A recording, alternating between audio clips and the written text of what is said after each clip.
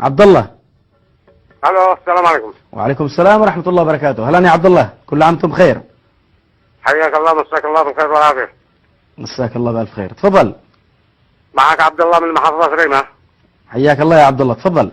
يا اخي منتظرين للتحالف، منتظر لقياده، منتظر بطارق الصبر يدعمونا بالسلاح، باللوجستي، بالدعم المالي، بهذا واحنا مستعدين. مستعدين يعني 20,000 مش إلى 50,000 مقاتل. يريد يحضر الحوثة وأنصار صالح. نعم.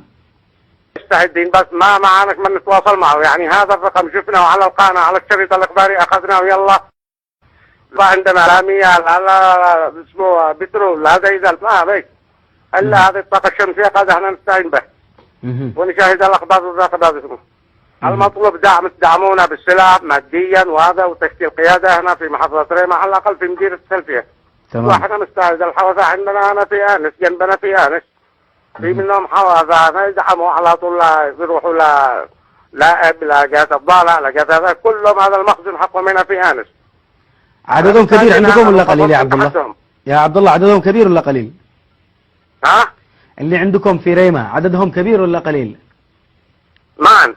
الحوثيين وقوات المخلوع. يا أخي معنا 6 فقط، 6 هنا في المحافظة، 6 أفراد ما بلامهم. عندنا من شاركوا راحوا مهارب وراحوا كل المحافظة شاركوا. واحنا نتمنى الآن هنا يعني نحن نشارك هنا في محافظتنا. طيب يا عبد الله بالله 6 أنفار من الحوثيين وقوات علي عبد الله صالح عادكم تحتاجوا لهم إلى دعم. والله لو كل واحد خرج بعصابه بتغضوا عليهم. يا أخي الصوت عندي ضعيف وتلفوني خارب أنا. أقول لك إذا كانوا عددهم 16 أنفار يعني ما عاد يحتاجوش لا دعم لوجستي ولا حاجة. كل واحد لو خرج بس بعصب صميل بينتهوا. بين يكون معنا تواصل مع كذا. تمام، كلام جميل، كلام جميل. شكرا لك، شكرا لك، شكرا لك، كلام جميل. أنا استغربت 6 أنفار، 6 أنفار عاد نحتاج لهم إلى دعم. 6 أنفار نخرج بس قد لهم بحيار بيطيروا.